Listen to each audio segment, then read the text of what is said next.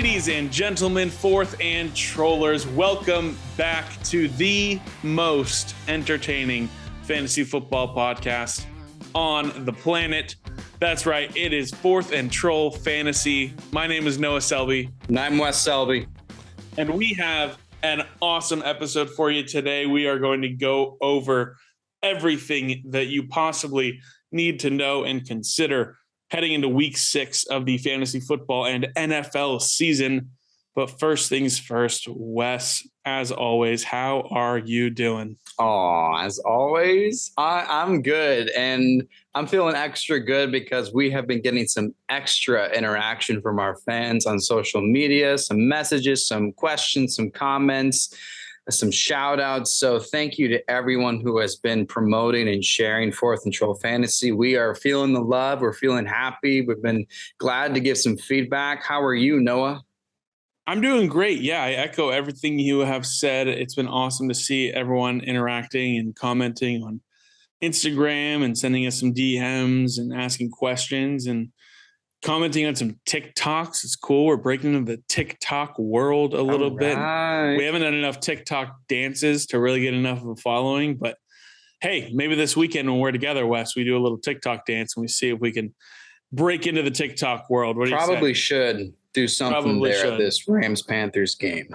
Probably should. We probably should.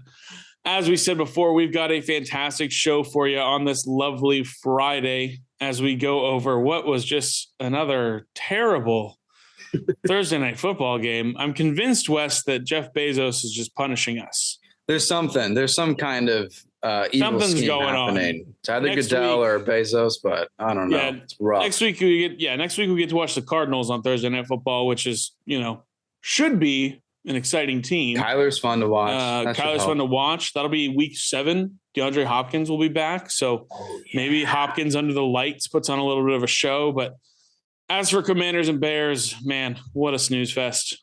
We're going to then go over some starts and sits, studs and duds. Then we're going to do a little bit of start bench cut, Wes, and we're going to figure out who we value the most going forward this season. We're about a quarter of the way through the year. And we're going to see how we feel at each position. But first things first, a lot of news going into week 6. Wes, what's going on? Oh, my goodness. So much is going on. I'm just going to sit here and read what's happening, starting with Devonte Adams. I'm sure most of you have been hearing about the issues after that Chiefs Monday night game. So if you're a Devonte Adams owner, buckle up because the NFL is reviewing disciplinary actions for Adams, pushing the cameraman after Monday Night Football against the Chiefs. And this includes suspension, according to Tom Pelissero. Ian Rappaport stated that Devonte Adams has been charged with a city ordinance violation, which means he could pay a fine, see jail time, or both. Jail time could be up to 180 days. Now, we're just reporting. Nothing has been confirmed, but Devonte Adams will be in court on November 10th. Oh, my goodness. Moving on from that, apparently Baker Mayfield got a second opinion on his ankle and has a shot to play this Sunday. So that's very strange, but he was expected to go on IR, but it's now just questionable against the Rams. Speaking of quarterbacks, Tua Tagovailoa is not expected to play. I don't think he's been officially ruled out, but he's basically out. He has returned back to practice, however, which sets his return ready for week 7. Meanwhile, Teddy Bridgewater has already been ruled out, and Skylar Thompson will start for Miami as the quarterback. Mike McCarthy says he expects to start Cooper Rush against the undefeated Eagles defense this week. Like we stated last time, they're looking for a full week of practice from Dak Prescott before he gets back under center. Kyle Pitts, let's hear it for him, returned to practice this week to get a feel on his hamstring injury, and we just know people are dying to get him back. So I don't know if you even plan to start him if he's healthy, but either way, that's the update. I play against him this week, Wes, so he's going to go off for 40 points. Just the nature of how your fantasy season's going. This is when he finally has the season he's supposed to be having. So if any of you are in need of a flex slot receiver or something to help cover some bye weeks, Isaiah McKenzie of the Buffalo Bills has cleared concussion protocol, who scored a touchdown in 3 of the 4 games he has played this season. Jonathan Taylor returned to practice and seems to be on pace to start against the Jacksonville Jaguars. T. Higgins wasn't in uniform yesterday for practice, so he is likely on pace to miss Sunday's game. Side note, this might benefit Jamar Chase and his underwhelming season so far. Rashad Bateman didn't practice yesterday with his foot injury. Just a couple more hang tight, guys. James Conner is expected to miss Sunday's game against the Seahawks and possibly additional weeks as well. Right now, Eno Benjamin will be the starter in Conner's place. Jonathan Ward is another back in that Cardinals depth chart who was sent on IR. So Cardinals signed Corey Clement and Tyson Williams to help with the running back committee. Just a reminder, Tyson Williams filled in for J.K. Dobbins last season, had a heck of a fantasy start. I think a couple of 20-point performances. So this would be a 1 or 2 game running back stream between Williams and Clement if you wanted to take that shot. Speaking of running backs, Christian McCaffrey, you've probably been hearing some of these rumors. He's in the trade discussion. Apparently, nothing confirmed. The Bills have denied the rumor, but the Eagles have come up. We've seen some other teams show up. So if CMC were to be traded, it's going to make a lot of repercussions in the Panthers offense, especially, but even in the team that he goes to. We hope for the Panthers' sake that's not true, but after they just fire their head coach and their defensive coordinator, who knows what they're going to decide to do. Last thing on the agenda, Odell Beckham Jr. has been getting some buzz in his return to the NFL. He is apparently targeting a mid-November return, specifically Week 10. The top candidates right now are the Rams, the Bills, the Buccaneers, the Chiefs, and the Packers. Now, it's important to note that because he's not on a team, he is not officially ruled out by anyone. So if you do want to go ahead and take him, you cannot put him on your IR slot. If you were to take him for the meantime, try to get him early, he'll have to be on your bench. But that is it. Whew, a lot going into this week. Now, Noah, let's talk about Thursday night and our must starts, risky starts, and don't starts, and how this Commanders-Bears game went. Yeah. Firstly, Wes, take a breather. Take so much. Also, secondly, do we have to? Do we have to talk about Thursday Night Football? At least one guy that we're both excited about. We can talk about him, but other than that, we don't have to spend too much time on this. We'll just run through here real quick. We were pretty much completely backwards on our calls from our Tuesday show for must starts, risky starts, and don't starts. We both had underwhelming must starts between Carson Wentz and David Montgomery. Carson Wentz just 4.16 points. David Montgomery 9 points. Sorry if you're streaming Carson Wentz. Was not a good week for you, and you have not gotten out to a good start. David Montgomery, not exactly what you're hoping for. Not something, if maybe your flex spot goes off for 18 to 20 points. So maybe you flip flop those around in your head. Maybe Montgomery does okay, but not exactly what you're hoping for. Guy that we were really excited about though was Brian Robinson Jr. And man, I think we can probably say he's arrived. It wasn't a massive game for Brian Robinson Jr. You had him as a risky start, Wes. He had 12 fantasy points. He had 17 carries for 60 yards and a touchdown. He was not targeted. He did run 6 routes, though, so maybe in another day he could, maybe get a little bit of passing work. But decent day for Brian Robinson Jr. in his first NFL start. He did play last week, but this was his first start on Thursday Night Football against the Bears. I think he can stay in lineups as a flex, and moving forward, he's probably a solid option. He definitely seems to be the leader of the backfield at this point, even just in his first career start. And I was just say, I like the way you put it, that he has arrived. I think we got a taste of it last week, but it was such a low output that no one was quite convinced that this was for real. 17 carries is such a big deal to me, even though it's 60 yards and a touchdown. You barely got double-digit points, but 17 carries is huge. We're looking up stats together, Noah and I were, before we started recording, just to figure out exactly what the backfield looked like in Washington. And first things first, Antonio Gibson has yet to have that many carries all season. Yeah. So that is also very impressive. And then we had the snap counts for each of these three running backs. Brian Robinson had 17 snaps. J.D. McKissick had 17 and Antonio Gibson had 15. So we were talking about last time how there was I think 32% and 29% difference with Gibson having the higher and Robinson having the 29%. But I mean, this is probably Brian Robinson's backfield. And, with just more reps as the first team back, I think we're going to see some frequent and consistent double-digit performances from Brian Robinson. Yeah. Yeah, I think so. I think this is what everyone was talking about and hoping for in the preseason. He was generating a lot of buzz. Unfortunately, he had he was, shot in the attempted carjacking, and that set him back a little bit, but really awesome.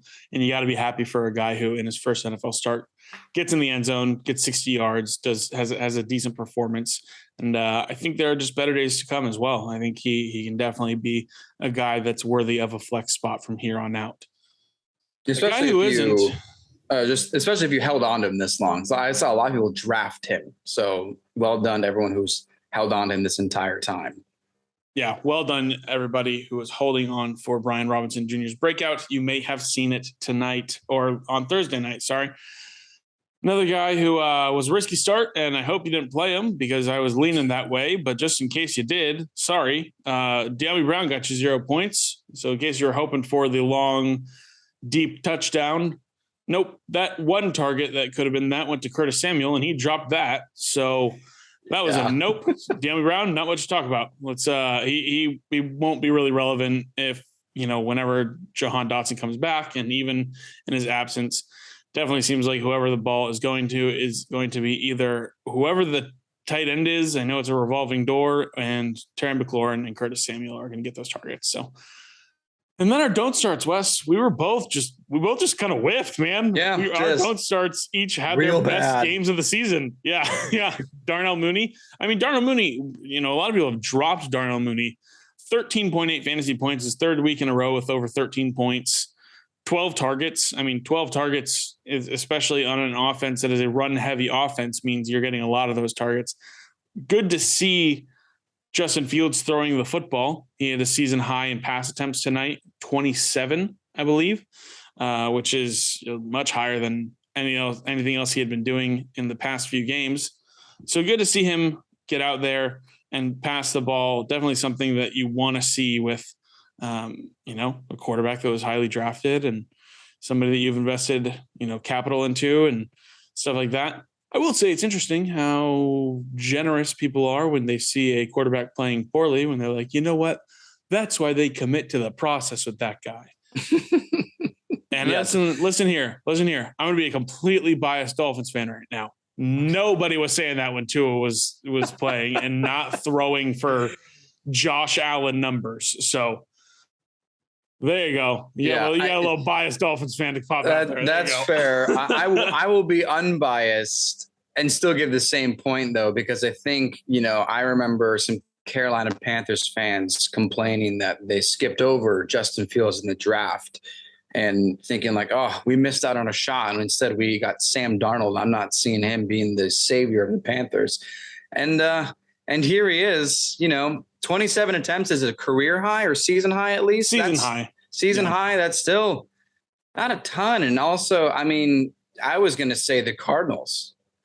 One season, Josh Rosen, not moving on. Kyler Murray's our guy now. So it's I texted our group chat just saying like Kirk Herbstreit sounds like a dad when he's talking about Justin Fields. Like he's like, hey buddy, just remember, like, you don't have to go for the big play. You just go over the middle for the first down. You keep moving. And it's like, it's a lot of generosity towards how Justin Fields has been playing. A lot of courtesy and forgiveness, and also apparently by how they let him continue to play after being knocked down so many times. I've never seen the same player be helped up that many times because he's been thrown around by a defense. That guy is barely walking by the end of the game. Yeah, 3 different cases and situations. of ataxia, which is that new addition to the no-go list from the Eye in the Sky viewer that's supposed to be watching, quarterbacks and head injuries and stuff like that. Yeah. Nope. Justin Fields got decapitated, and they were like, "Yeah, let him play. He's good. Let him play." They even showed a cam. They have some kind of cam that they showed like a camera angle of people looking at it to make sure he was okay. And I don't know. Anyway, season high for fantasy for Justin Fields. If he did ignore us, I guess this time it paid off, but still not a ton for a quarterback. Yeah. And for a wide receiver one for Darnell Mooney. Like, I like the 12 targets. I like the deep shots he got. If you want to fill in a flex spot or someone that's injured on a bye week, that's someone to at least keep in mind. But, 13.8 points isn't like let's keep our eye on Darnell Mooney. He's going to maybe break out here. Wes, we're not doing start bench cut right now, but let me give you a little would you rather real quick. Yeah, I'm down. Rest of season. Would you rather have Darnell Mooney or DJ Moore? DJ Moore. Wow. Okay. Yeah. DJ Moore has proven no matter which quarterback that he can get points. I'm not thinking this is his season, but between the two, I would rather keep DJ Moore. I'd be much more willing to start him than Darnell Mooney.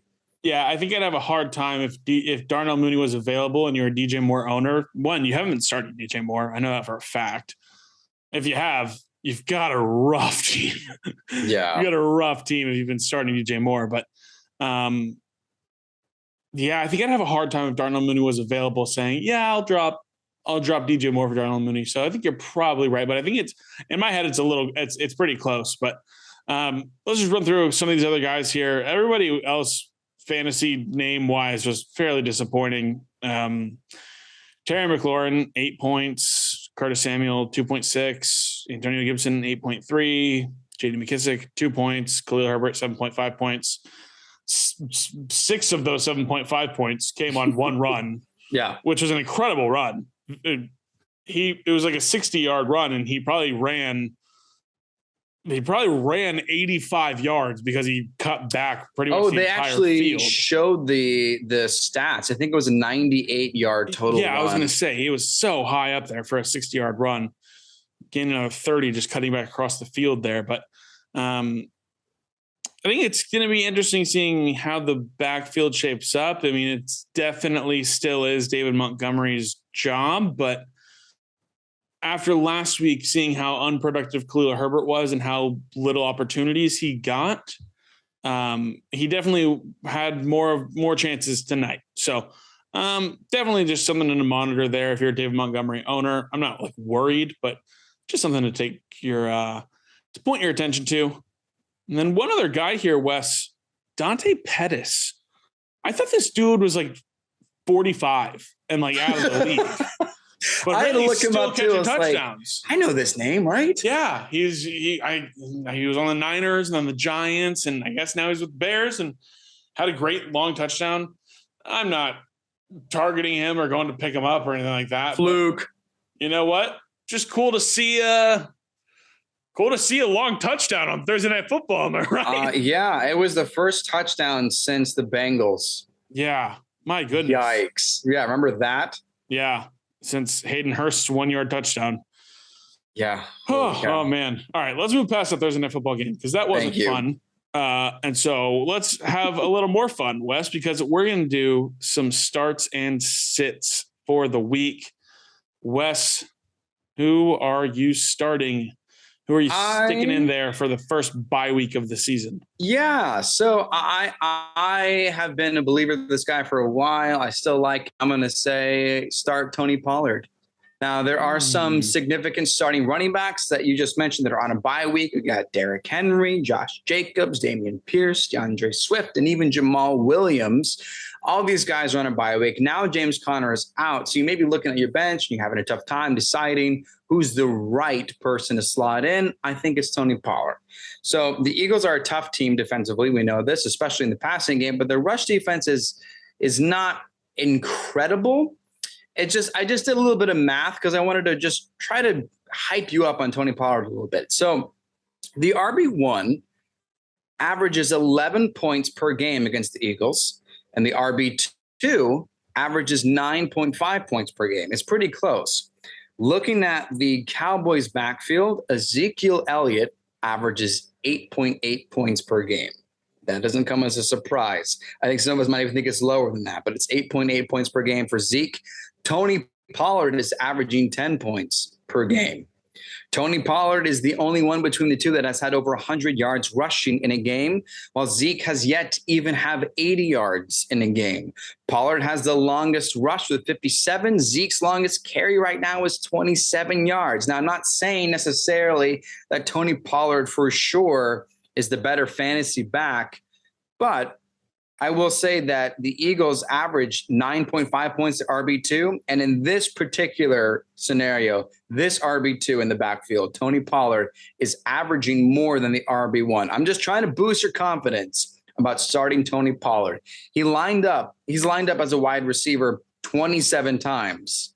He's had 44 carries, and he averages 5.9 yards per carry, which is the fifth most out of all running backs that have 40 or more carries this season. So my point being, you can start Tony Pollard and you can expect double-digit points this week from him. Okay. I'll bite because it's a bye week. And you make a good point there, Wes. He is the more efficient back in the backfield for the Dallas Cowboys. He is making the most of the little touches that he does end up getting. He gets, I don't have the exact, I think he had about 8 carries last week to Ezekiel Elliott's 22 carries.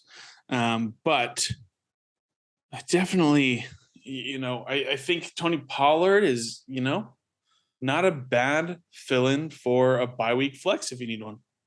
If you are someone, I'm not saying like, hey, he's not my stud. I'm not saying watch Tony Pollard go off. I'm just saying if you are someone that has a starting running back on a bye week or you have some injuries and he's there, consider him, because I think you can be confident he's going to have double-digit points based on how he's been doing, how Zeke hasn't been doing, and how the Eagles are kind of averaging the same running back points to both starter and the backup. Yeah. I'll buy it. Yeah. Buy in. Thanks. Cool. Great. Let me hear your start for this week. No problem, Jerry. I'll let you know right now. Who's your start? My start for this week, it's going to be Aaron Rodgers. Aaron Rodgers goes up against the New York Jets on Sunday. Here is the deal with Aaron Rodgers right now. Plain and simple, Aaron Rodgers is pissed off. And it's not hard to tell. Really, it's he hates losing more than maybe anyone in the league, and it's very clear whenever he is angry, because he will. Man, I think my anxiety would never go away if I was one of his wide receivers, because I would just be so nervous all the time. I'd be like, "Hey, Aaron, throw me the ball." Oh my God, okay, okay, I dropped it. Oh, all right, this is not going to be good. Don't look at me again. I've lost my job. Yeah, I'm fired. But this week, Aaron Rodgers gets the Jets, who were allowing the 5th highest passing touchdown rate before they played a third-string quarterback last week, and really, quote unquote, a bit, I guess, balled out and are showing signs of a lockdown secondary. Cue the massive eye roll, because I don't know what more to tell you. I mean, you're going to prevent catches and deep plays when you commit pass interference on said deep plays and opportunities. So whatever. But Aaron Rodgers gets the New York Jets this week, who, like I said, were allowing the 5th highest passing touchdown rate. And Aaron Rodgers has multiple passing touchdowns in each of his last 4 games. He's really finding his stride here with his receivers. He's finding his stride with Allen Lazard. Romeo Doubs had a bit of a down week last week, but he's still one of the guys that Rodgers will look to. And Robert Tonyan found the end zone a couple weeks ago. I think Rodgers has a really good week this week, and I think he hasn't broken that 17-point mark in fantasy football. I think I can say confidently that he will this week. I know that I agree with you that Aaron is frustrated, and that turns into one or two scenarios. One is everyone panics and it's going to be a horrible season for the Packers, or it gets tightened up and he's going to only go to the people that he trusts to prove a point to everyone else, as he kind of did weeks and weeks ago, calling out the young rookie and green wide receivers there in Green Bay. And I'm with you. And I hope it's also because they start throwing the ball to Aaron Jones and AJ Dillon more, because they are not involved as much as they should. My goodness. Yeah. So I think there was some tweet recently, just to back up your point. It's like Aaron Jones has one of the highest rushing yards per attempt. And he's like, I think he's 19th in carries on the season. And he's one of the most efficient runners. So I think more and more people are going to start. Anyway, my point being, I agree with you, because I think they're going to just give it to the same four guys all game long against the Jets. Yeah, I agree. I think it's going to be you know what? I think the Packers are going to blow them out. I think they're just going to blow them out. I know the Jets fans are really happy and excited about the potential for what's going to happen. And Zach Wilson's back. Oh my goodness. He had one good drive against the Steelers, and then he faced a defeated Dolphins defense who were missing their top corner. And he still had only like 19 more passing yards than Skylar Thompson. So I think the Jets get blown out this week against the Packers. And I'm looking forward to it because I like seeing AFC East Dolphins rivals go down. Speaking of going down, Wes, who are we sitting down on our bench? Oh my goodness. For this week? A segue. You are talented. Well, you already Colin Mockery. Yeah. Yeah. You already mentioned him earlier. I say still sit DJ Moore. Basically, I know there's a new face, going on. There's just kind of like a fresh start happening, or really just a confusing situation in Carolina. There's a new interim head coach, and it's going to be PJ Walker, most likely, unless Baker Mayfield sneaks his way into the starting lineup. Either way, I just don't like what I've seen with DJ Moore. I know you just asked me who would I rather keep. I'd still rather keep DJ Moore than Darnell Mooney, because I know DJ Moore is going to get a lot of targets. But even still, I just don't like the situation. And they're still playing Aaron Donald. And they're still playing Jalen Ramsey. And say what you will about Jalen Ramsey, but DJ Moore is not going to beat Jalen Ramsey deep for a touchdown. This is going to be maybe some PPR at best. It's just too sticky of a situation in Carolina and too poor of an offense for me to even bother playing anyone from Carolina except for CMC for a while. So that being said, I'm just going to keep sitting DJ Moore. Yeah, I agree. I alluded to it earlier. It's, when there's a conversation and a thought process between, man, should I have DJ Moore rostered or Darnell Mooney? I don't think you should be starting DJ Moore. So yeah, that's a bad sign. DJ Moore, sit him. I'm not expecting him to, blow us away in person at SoFi on Sunday, West. So I think we will be able to confidently, give ourselves a little, fist pound for that call on Sunday after that game. I think you're correct. Who is your dud, Noah? I can't wait. Or your sit. Your sit. Yeah, my sit. And honestly, he was a contender for a dud as well. But I'm excited to tell you because it kind of goes hand in hand with your start, Wes. And my sit is Ezekiel Elliott. Whoa! He's going up against the Philadelphia Eagles on Sunday night in Philly. It's coming off a season high in terms of workload against the Rams, which is great. Like I said, he had 22 carries on Sunday. Sadly, he takes on the Eagles this week, and I have little faith in those touches being super efficient, one might say. Against the Eagles this season, only one running back has gone over 63 yards from scrimmage, and that was DeAndre Swift in week 1.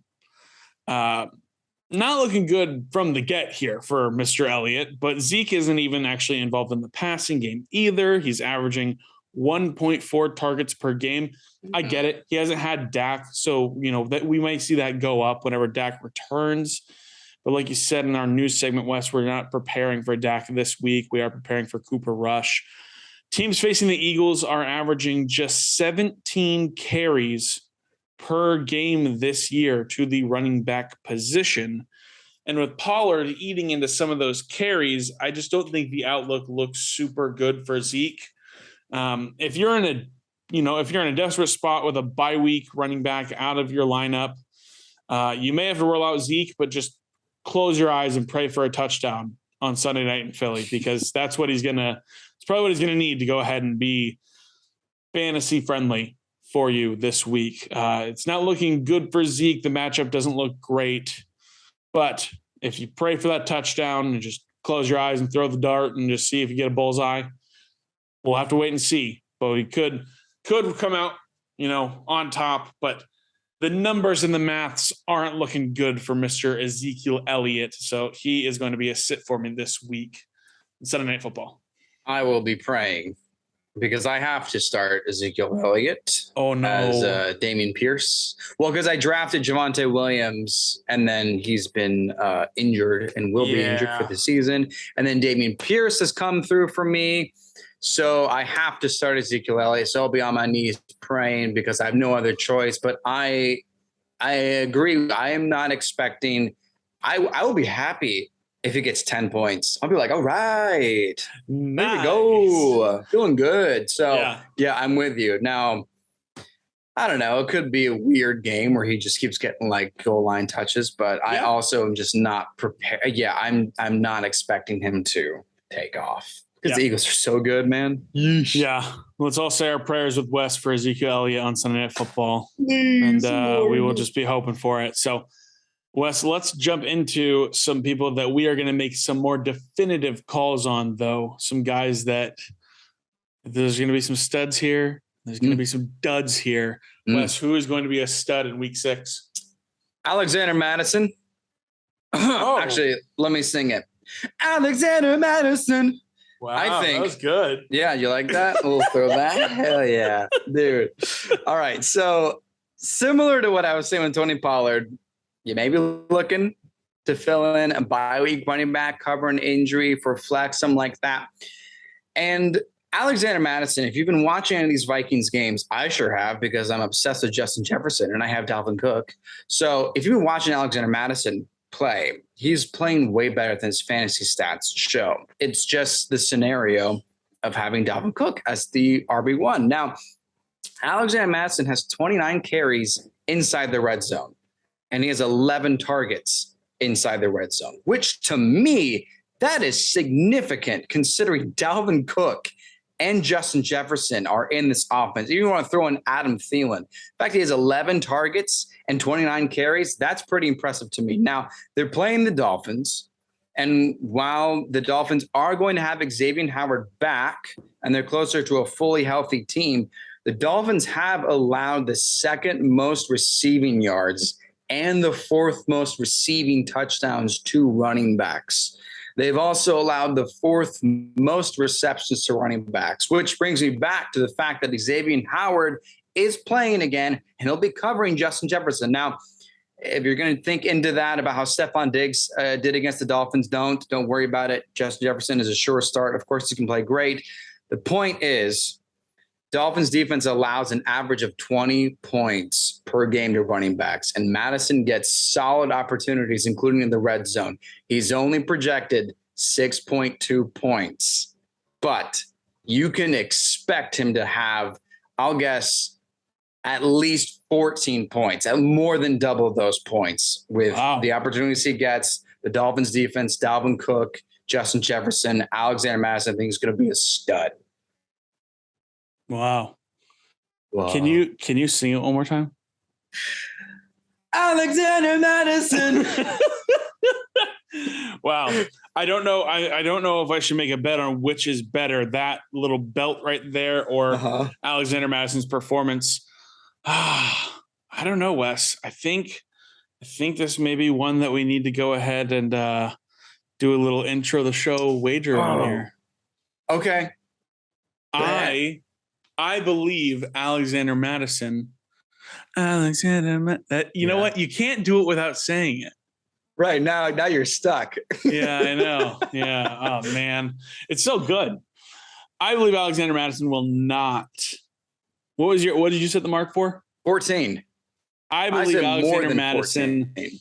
will not go over 12 fantasy points this week.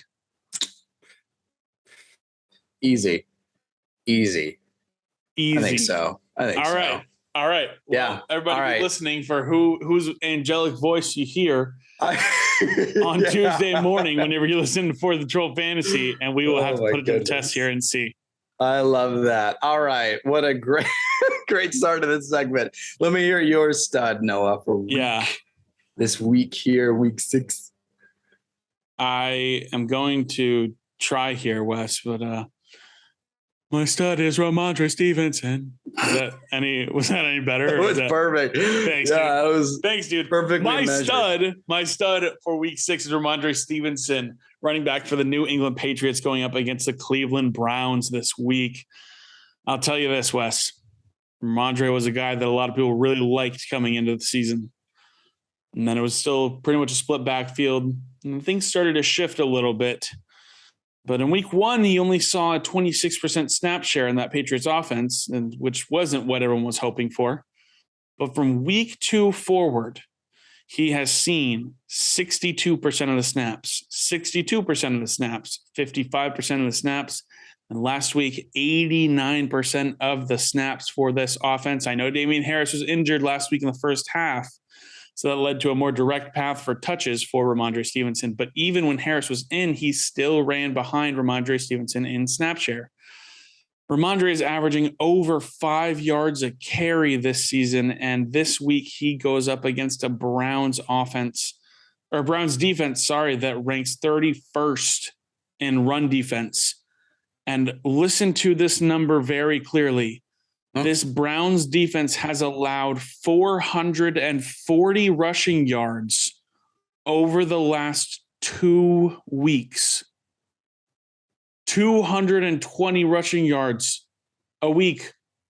It's not the exact there. It's split up a little bit, but it's over 200 each week over the last 2 weeks, adding up to 440 rushing yards allowed over the last 2 weeks to the Chargers and the Falcons. It's not like it was the Titans and the Giants. It wasn't Derrick Henry and Saquon Barkley. Austin Eckler, who is not the guy who gets you the big rushing yards in fantasy. He's usually the PPR guy. Austin Eckler ran for 170 yards on this offense or on this defense. And the Falcons with Cordell Patterson and Tyler Algier and Marcus Mariota and whoever else was running for them carved up this defense. I am inclined to believe the game plan for this week against that poor running defense will be to just absolutely running down their throats, especially if Mac Jones is out again, which is looking more probable than not. Ramondre Stevenson's projected for 16.2 fantasy points, and he's going for at least 22 this week. I guarantee you that. One last note here on Ramondre Stevenson and my case for the RB1 season we are about to embark on with Ramondre. Mm-hmm. We all know New England Patriots head coach Bill Belichick. He just loves to be super expressive and complimentary to specific players on his team, right? Right, Wes? Right? Yeah, but can you do an impression of Bill Belichick? Yeah, he's like, oh, it's Ramondre Stevenson. Yeah, played us. Yeah. Bear plays on us. We play football. No, Bill Belichick has always about just team as a whole. Don't single anybody out. Tom Brady could have thrown for 800 yards in a game. He would have gone, Mark, David Andrews blocked really well for him. He got him the ball in the snaps. So, no. So Bill does not single people out, but this is what Bill Belichick said when asked about his confidence in Ramondre Stevenson this upcoming week being a 3-down back. Can you do it as Bill? He said, I'm just going to do it as me because it's more fun. That's fair. Yeah. He said, as much confidence as you could possibly have, that's how much we have. Oh, Wesley Logan Selby. Hey. Mark my words. Oh, snap. Ramondre Stevenson is a top 8 fantasy running back this week. Boom. Top 8. I said it. Okay. I said it. I'm a little scarred. I'm a little scarred from top three, calling top three for Dameon Pierce. Okay, so I'm just going to say I just gave myself a little more cushion here. I said top 8. Ramondre Stevenson is going to be top 8 in fantasy points this week at the running back position. I'm making a note of it right now because I don't want to forget. Top 8. So what I really like about you walking us through this with the Browns defense is because at first I was like, oh yeah, Ramondre Stevenson, of course, start him. He's going to be great. And then the thought came to my head. I was like, the Browns defense is pretty good. I'm not so certain that he's going to be a stud, but hearing the fact that they have allowed over 400 yards in the last 2 weeks. Yeah. And I think with probably Bailey Zappi or someone else, still honestly, even if it's Mac Jones, I still wouldn't feel like they have a great passing game. Yeah. They don't have their starting quarterback, Bill Belichick, giving that praise of approval. Yeah. I'm willing to stand beside you on this. If he finishes the top 10, not top 9, top 8. Top 8 fantasy back this week. I love it. I love it too. Wes, tell me who is not going to finish anywhere near the top 8 at their position this week. Oh, you are going to love this. This is going to be your favorite thing that I've ever said on all my random stuff. All right. Okay. It's Breece Hall. Breece Hall is a dud this week. Wow. You ready? Okay. It's completely superstitious. I have been tracking. I've been doing a little tracking. I have found that every time a skill player is on the Rich Eisen show, they have their worst performance of the season to date so far. Okay? Let me walk you through a couple of these. Is it like the Manning cast curse? It's a little bit like the Manning cast curse. Wow, now, okay. The Manning cast curse, I've been tracking this too. They've only had two offensive players because they only had 2 weeks. So there's still not enough data. There was something with the Pat McAfee show. So right now, I think it's like, Jalen Hurts and Saquon were on, but they both did fine. But so last year, 2 years ago, Noah and I were talking about some of this funny stuff like this. And I talked about the Pat McAfee show. And I remember saying, hey, so this new guy for the Vikings, Justin Jefferson, went on the Pat McAfee show and he just balled out. I think there's something to this here. And we started paying more attention to it. So this is proven superstition right here. I'm going to read this off here just to show you what's been going on here. Week 1, Cortland Sutton was on the Rich Eisen show. He scored 11.2 points. Worst of the season so far. Oh, man. Okay. Dalvin Cook went on in week 2, Thursday before the week 2 game on Sunday. He had 7.6 points. Worst of the season so far. Stephon Diggs went on in week 3, 14.4 points. Second worst performance of the season so far. Now we jump down to week 4. Amari Cooper went on the Rich Eisen show. 1.9 points. Worst of the season so far. Oh my goodness. George Kittle was on there too. Same week, 4.4 points. And now Breece Hall was on the Rich Eisen show. It'll be his worst performance of the season so far. No question about it. Wow. Moving on. I was going to call you crazy because he's having a little bit of a breakout, but I'm all in on this now. Yeah. I'm all in on this. I have been been a 4th and Troll certified. Yeah. Wow. I've been wanting to find a way to incorporate this, and I hadn't had the time to really look at something like this, but check. Now, if you were to look through the Rich Eisen show history, you'll see there are some quarterbacks that have gone on there. Jalen Hurts did fantastic, and Mahomes did fantastic. But they've had other quarterbacks, they're so. But all the non-quarterbacks, this has been their worst performance of the season so far. So I'm going to keep tabs on this. I'm going to keep mentioning these kind of things as he gets. If this is right, I will continue to share who were guests on the Rich Eisen show. Wow, I absolutely love it. I love it so much. I'm bought in. I love it so much. I am now so excited to monitor Breece Hall this week. I am too. I'm looking forward to it. Yeah, it's going to be a whole lot of fun. I can't wait. All right. Let me hear your dud for the week. Yeah, let me tell you. It's Jamar Chase. Whoa. Wait, but T. Higgins is out. Yeah, I know. Oh, I know. Oh, my goodness. Jamar Chase, wide receiver for the Cincinnati Bengals, 17.1 point projection. It's been a huge letdown this season since his boom in week 1.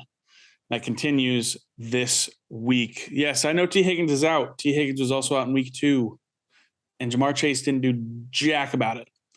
T. Higgins was essentially also out for week 5, and Jamar Chase still didn't do jack about it. He still did not perform. The Ravens. Here, let's say this. Let me preface it with this. I think defenses have figured out the Joe Burrow and Jamar Chase connection. The Ravens, who got absolutely torched by both Tyreek Hill and Jalen Waddle in week 2, those same Ravens just held Jamar Chase to 7 catches for 50 yards on 12 targets, just 12 fantasy points. And T. Higgins was not playing in this game. Jamar Chase hasn't scored more than 12.7 fantasy points since week 1, and this week he's going to get the Marshawn Lattimore shadow from this Saints defense, which Marshawn Lattimore hasn't really been the guy that he used to be. He's given up big games to, Tyler Lockett and DK Metcalf last week. He gave up a huge game to to Justin Jefferson. So it hasn't been what it's been in previous years when you talk about these receivers getting the Marshawn Lattimore shadow. But I think Jamar's still really going to struggle. He's got, like I said, he's got that 17.1 point projection, and even with T. Higgins looking unlikely to play. And I will acknowledge, a boom week is very due for Jamar Chase. Like a 40-point week is very, very, very due. And so if you want to look at the trends for receivers against Marshawn Lattimore, it can go either way. So I could be wrong on this one, but I'm going to follow the trend here for just one more week and say that Jamar Chase is going to be a dud. I know people can say, like we talked about just now, like T. Higgins, he's going to be gone. So Jamar Chase is going to be the guy. Exactly. Jamar Chase is going to be the guy. That's what defenses are going to be looking at. I wouldn't be surprised if Tyler Boyd finishes with more fantasy points this week than Jamar Chase does. Jamar Chase is a week 6 dud. That is hard to hear if you're right, because I sympathize and empathize for Jamar Chase owners. The worst league that I'm in, or the worst team that I have in all the leagues that I'm in, I have Jamar Chase, and it shows. And so you're right. He's due for this big boom performance. I mean, we're waiting for it. And I think you're right. There's 2 ways to look at this. Either without T. Higgins, he's going to ball out, or without T. Higgins, he's going to be locked down. And I hope you're wrong, because I just missed what I saw last season. It was incredible. There's a reason he was Rookie of the Year. So, man. But you're probably right. Lattimore, I mean, he's still got it in him. It was basically a brawl that kept, Lattimore from locking down Evans like the entire time. Right. The rest of that Bucs team. So it's very, very possible that he does just stick to Jamar Chase and there's nothing there. And we even talked about it last time too with Hayden Hurst and how much more Joe Burrow is spreading the ball around. Yeah. Oh, I'm convincing myself that you're right, and I don't want to because all right. Dang. Let's move on, Wes. We'd usually close our show right here, but we're going to have a new segment we're going to go through here real quick at the end. We are 5 games into the season, essentially a quarter of the way through, just a little bit over a quarter of the way through the season. We're going to do some reevaluation here through a little segment, we're going to call start, bench, cut. Nothing original. And a lot of people do start, bench, cut, but we're going to do our version of start, bench, cut. We got 3 players for each of the major positions in fantasy, being quarterback, running back, wide receiver, and tight end. I'm going to give Wes 3 players from the position that I want him to decide who to start, bench, and cut. And then I'll give my answer for it and see if we agree on it. We'll go through here. I've got quarterbacks, Wes. Here are the three guys I want you to decide between. Start, bench, cut. Are you ready? I'm ready. All right. I want you to decide start, bench, cut. Geno Smith, Joe Burrow, and Tom Brady. Who are you starting? Who are you benching? And who are you cutting? Wow.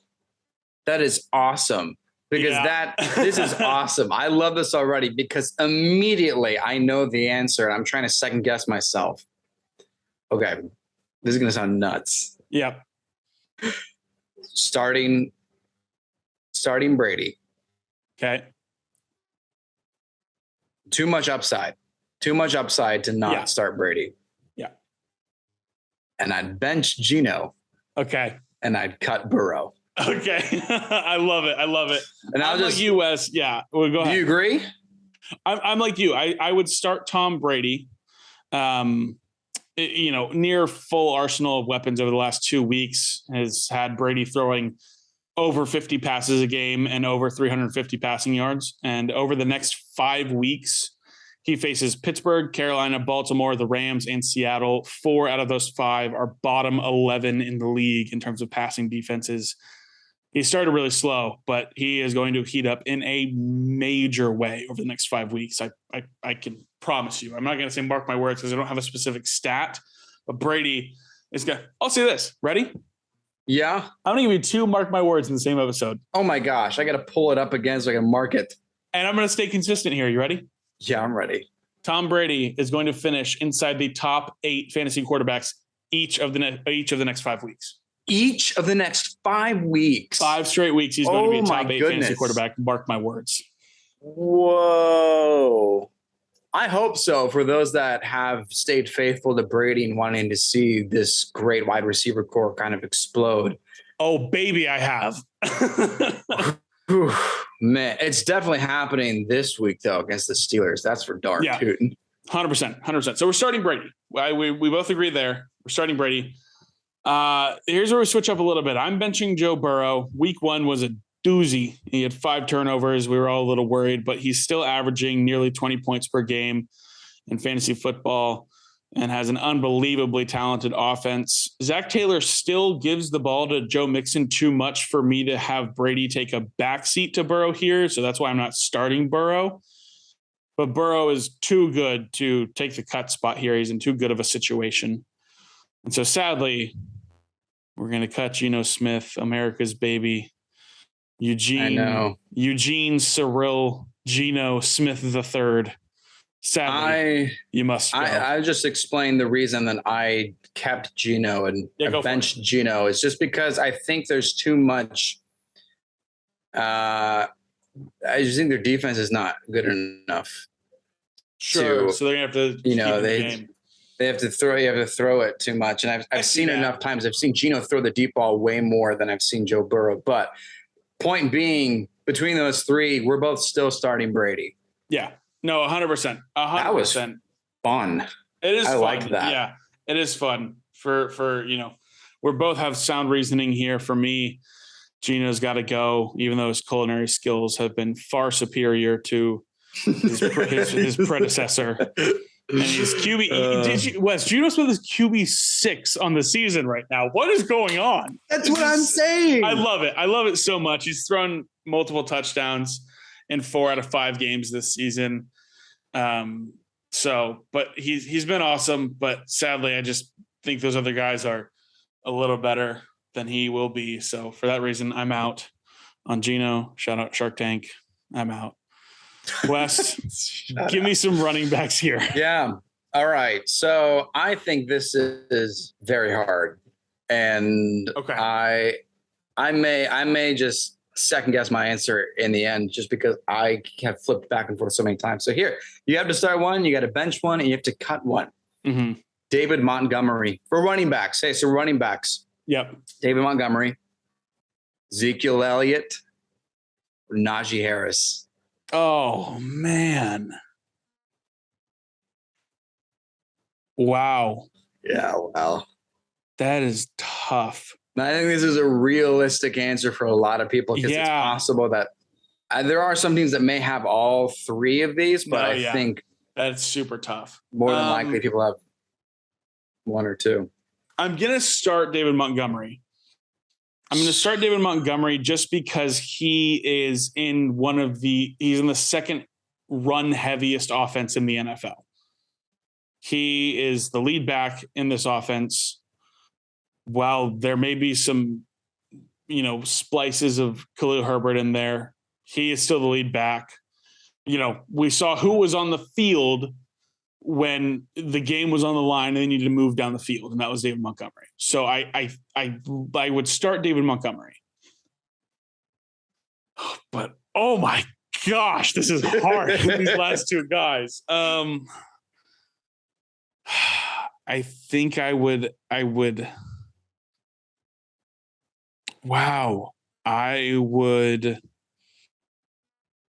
bench Ezekiel Elliott and I would cut Najee Harris.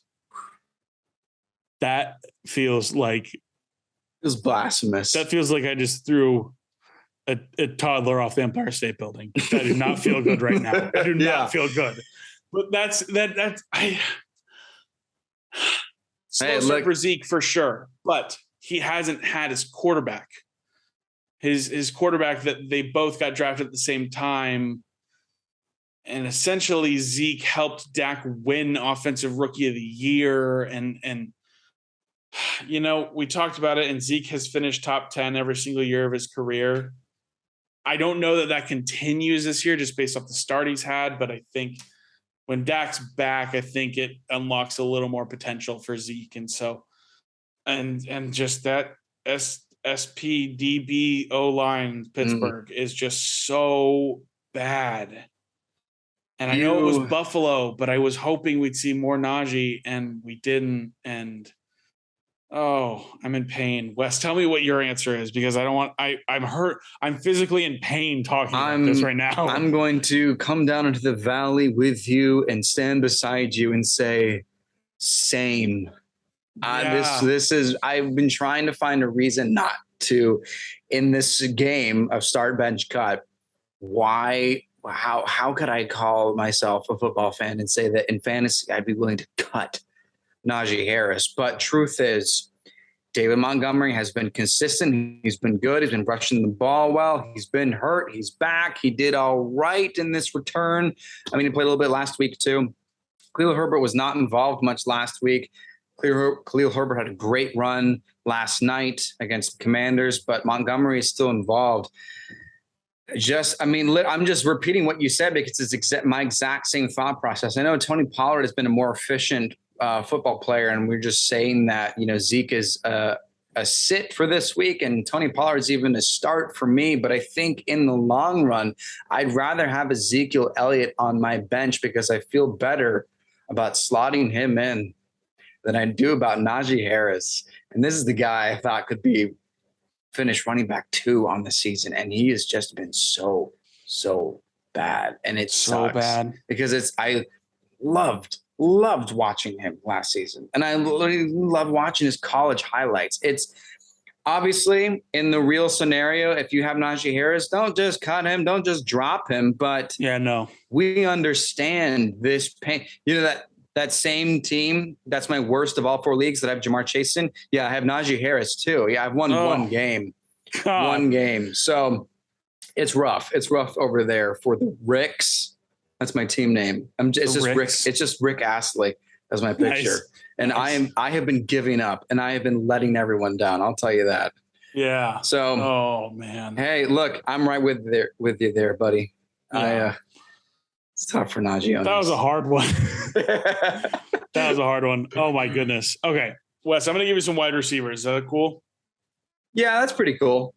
It's pretty cool. All right. Wes, start, bench, cut these wide receivers. Amari Cooper, DeAndre Hopkins, and Drake London.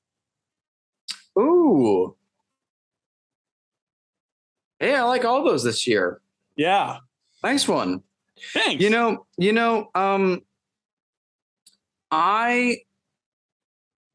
I actually, again, like the quarterbacks, I just felt the gut reaction was like, I got to stick with it. So my response is that I would start talking this week or for the season? This is for the rest of the season. We're looking at outlook for the rest of the season. Great. Just making sure. So, I mean, I'm going to start DeAndre Hopkins. Yep. Been waiting for him. We know that he makes a difference in this Cardinals team. We've seen how great Marquise Brown has been doing as well, but I think we can expect DeAndre Hopkins, especially next Thursday's game under the lights. I think we're going to see it's going to be a nuclear explosion because his nickname is.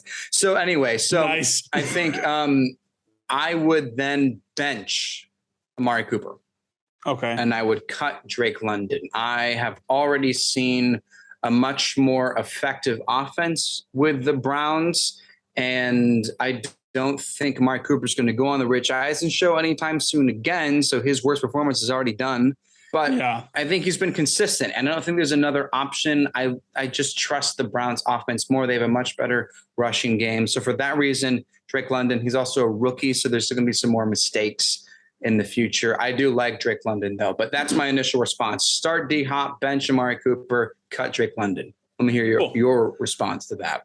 Yeah, I'm with you. I'm going to start D-Hop. As you said, Nuke is back next week in prime time. He's almost here. He's fully healthy. I don't know if you've seen him on social media. He is flexing his return to the field on social media. He's posting little TikToks, little sounds, like boop, boop, boop, boop, those little texting sounds, and he's acting like he's texting on his phone. He's like telling all my fantasy owners to get me in the lineups next week or something like that. And he is excited to ball out.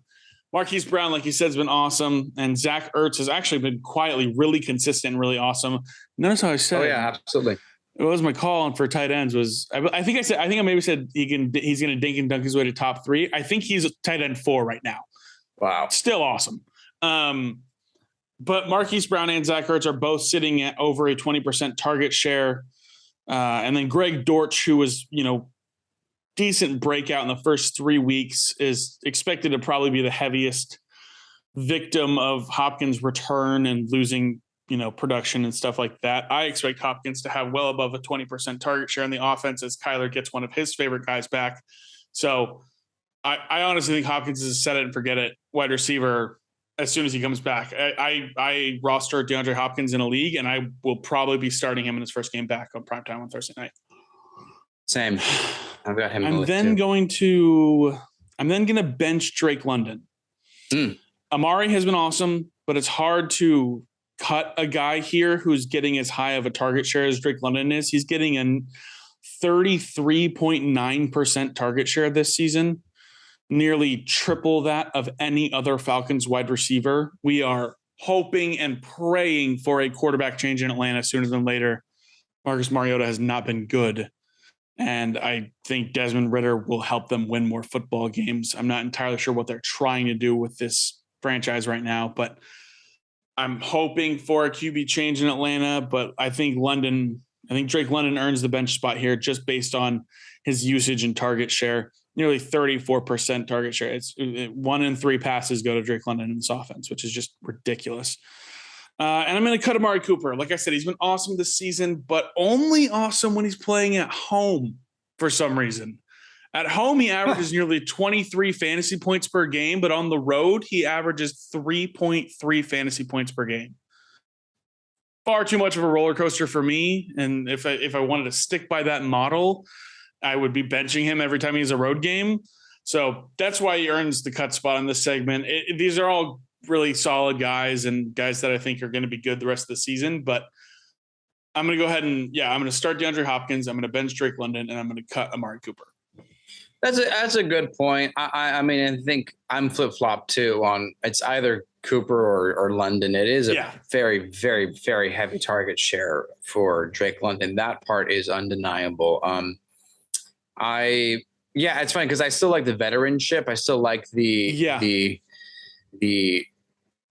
practice and the expertise that Amari Cooper has had in the 3 NFL teams that he has played for. And I like the balance too with Nick Chubb, Kareem Hunt back there. But I would love to have either Drake London or Amari Cooper in my receiving core in a fantasy team. I think they both have been a great 2022 output so far.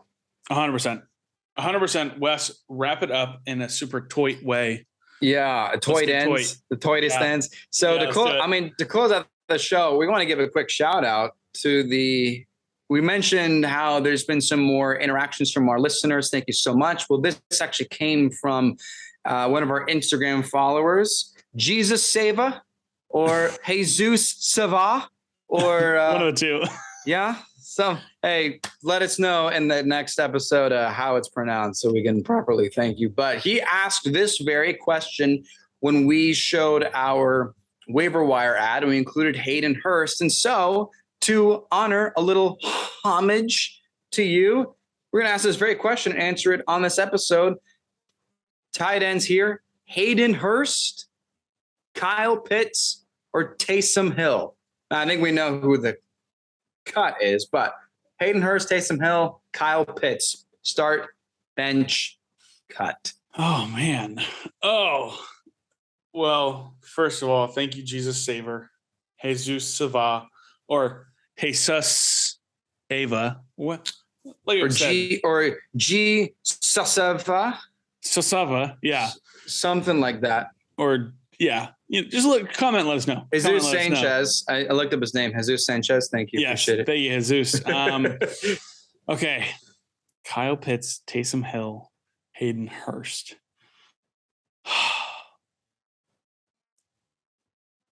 I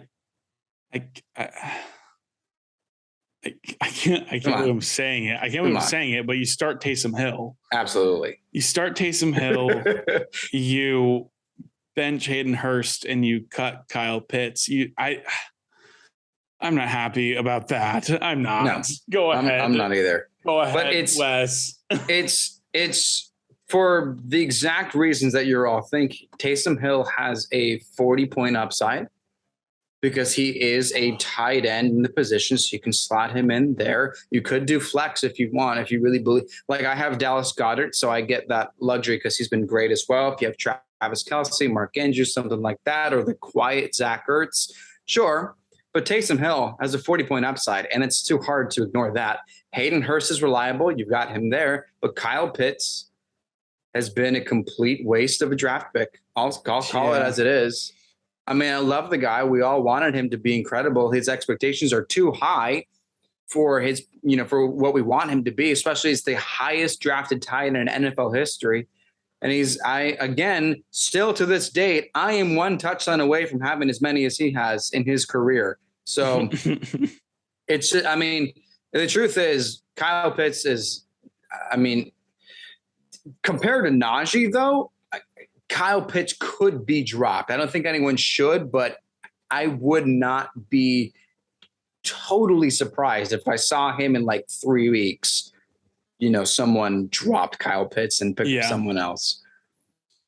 Yeah. I as I said, I agree. I think Taysom Hill, the floor is so low. You're risking potentially a goose egg from your tight end if he just doesn't get usage.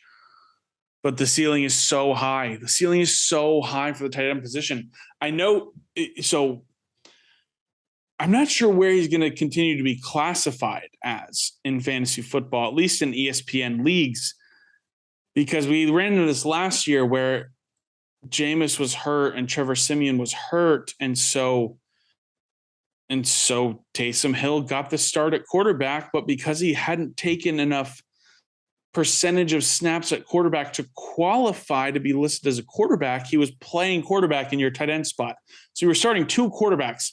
I took advantage of this last year and I won my week because of it. Yeah. I'm wondering though, because he has one catch. He has one catch on the season. He's rushing more than he's catching passes. I'm wondering if he's going to be shifted over at some point to a running back slot. I don't know. This is crazy. It's crazy to talk about Taysom Hill. Yeah. But of the three, excuse me, you start Taysom Hill, you bench Hayden Hurst, and you cut Kyle Pitts. That is so painful. You gotta cut him. That is so painful to say, as is our goodbyes, because that's where we're at this time of the show now, Wes. That is going to be all the time that we have. Wherever you're listening, we'd appreciate it if you gave the episode 5 stars and write something funny in the review so we can give you a shout out next time. We're on social media everywhere at 4th and Troll, and on Facebook at 4th and Troll Fantasy. And check us out on TikTok, because Wes, I'm going to see you tonight. And who knows? Forward to it. And who knows? Maybe we'll do a little TikTok dance. Who knows? Go ahead and follow us everywhere on social media at 4th and Troll. Like I said, on Facebook at 4th and Troll Fantasy. Look for our mascot, Titled the Troll, and make him smile by giving us a follow and joining us next time every Tuesday and Friday. My name is Noah Selby. And I'm Wes Selby. And this has been 4th and Troll Fantasy.